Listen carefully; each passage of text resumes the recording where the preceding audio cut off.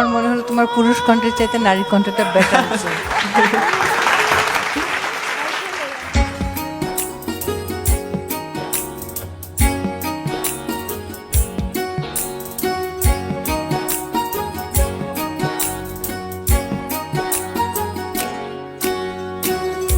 একটা কথাই জানি আমার মন,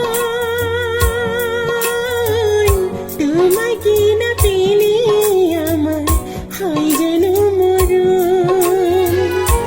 একটা কথাই জানে আমার মন, তোমাকে না পেলে আমার হয় যেন মরণ, আমার হয় যেন মরণ।